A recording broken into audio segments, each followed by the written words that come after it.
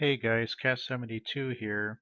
Um, I want to go over another video on the Upair 2K PX4 version 1.2.00. And the reason being is I did a video on the video quality of the drone, not knowing that it had a 2K, sorry, a 4K option. And I got that video done, and I have a viewer by the name of Deaf Drone Pilot, which I'd like to give kudos to because he brought to my attention, hey, what about the camera quality? And it never dawned on me, the camera offers two options, video and camera. So that's what this video will be on today. The thing is, upon looking at the photo qualities and the information, it turns out that I won't be able to do the video that I wanted. Let me just explain real quick. I wanted to do a video with me doing a 4K flight, um, and in doing so, I was going to change and alternate um, video quality from 4K to 2.7K to 2K, and at the same time take three photos of an object while doing so to see if there was a change in the camera quality. Unfortunately, I couldn't do it, and let me explain why. I'll probably still put the video after I explain this, just so there's something to watch. It's just a backyard flight. I did some close-ups of some foliage, and I did a couple of aerial photos too. But the reason why I focused more on close-up shots is because you get more detail. When you're up that high, 300 meters, whatnot, the photos you take, they'll look good, but you're not going to see a lot of good quality and detail. So that's why I did that. But anyway, let me go on with what I want to explain here for you. So first off, we need to, hold on here. We need to go ahead and focus on our drive, which should be, oh, it's not showing up. Hang on, guys. I'll take care of that real quick. It should pop up as my E drive. Sorry about that, just small little delay here. Okay, mass storage. There we go. So this is the actual SD drive taken from the Upair drone, and these are the two videos that I should have. Yeah, because I stopped midway and then had to start again. But anyway, going back, here's all the photos. Now, you're going to see more photos than I actually took, and let me explain why. If you remember the other video I made on the calibration and default settings for the Upair 2K, that's when I explained about finding out about this function about initiating the 4K video quality. In order to do so, you have to hold the camera button, um, and so when you do, you're always going to get a snapshot. That's just one of the downfalls, but it's no big deal. So back to what I was explaining. Let me just show you the photos I took really quick, and then I'll explain what I found out here. Might be of some interest to some of you guys out there that own this drone, or maybe you were wondering yourself, hey, what's the difference in the camera quality if you change from 2K to 2.7K to 4K? So let me see. We're going to open this up with, I don't want to use VLC because it acts a little funny. We'll do photos. There we go. So here's the first photo I took. It's just my wife's artificial flower pot with flowers there. And at this point, I'm just going to skim through the photos because you'll see exactly why I'm doing so. Again, it was like, 4K, 2K, 2.7K, and so forth and so on.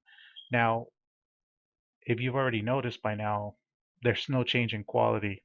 The photos are exactly the same no matter in what flight mode you're in for video quality, whether it's 2K, 2.7K, or 4K. There's no change whatsoever. You just get stuck with the default settings. Oh wow, let me go back. I didn't see that. I got to clean my rooftop up there, but that's a pecan tree, and it throws all that stuff. I didn't even notice that. See, some drones come in handy. And that's some stuff I did in the backyard. cleaned up and cut some stuff and whatnot. But yeah, see, there's no change in quality whatsoever. So you're asking, well, how do you know?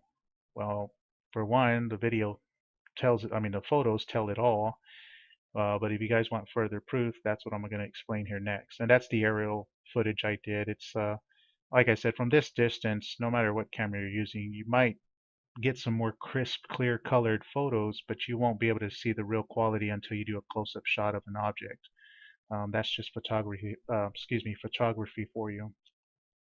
Um, I think we're just about done here. Yeah, that's the end of it. So now let me get out of here. So now the reason why I know that is because this was set to 4K, right? And if you go to properties and go to details and you bring the values up, you'll notice that the image was the camera photo was taken at 5360 by 3015 in pixels. The horizontal resolution as well as vertical was 96 dpi. The bit depth was 24.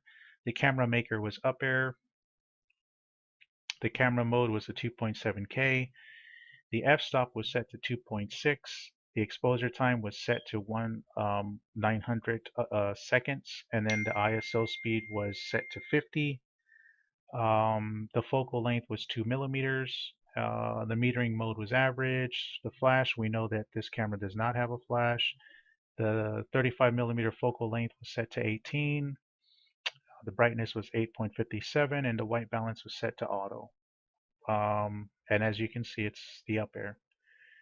So with all that information being put out there for you, the reason why I'm doing this is because now if you go to the 2K photo, this is where it gets interesting. Remember, we changed the video quality. What do you know? The exact same settings. Nothing's changed, right? That's the 2K. If you go to 2.7K, again, you go to details. Again, no change in quality. So, unfortunately, the answer to the question is no. There's no change whatsoever if you're taking photos, whether you're in 2K, 2.7K, or 4K.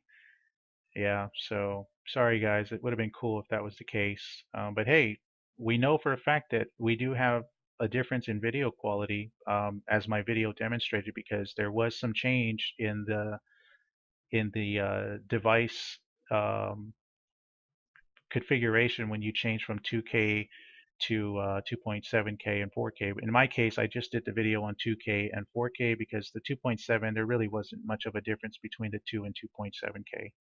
Um, and I didn't want to make the video too long for you guys. But anyway, I'm just going on at this point. But yeah, that's the information I came up with, guys. But at this point, let me just go ahead and continue with a short little video of the backyard flight and the photos that I took at the time of the flight. And again, I'd like to thank, um, like I said, Deaf Drone Pilot for bringing that to my attention because it's pretty interesting. I would have never known that, and eventually it probably would have dawned on me it would have, got me thinking, what is the difference between the photos? But yeah, he brought it to my attention. Cool.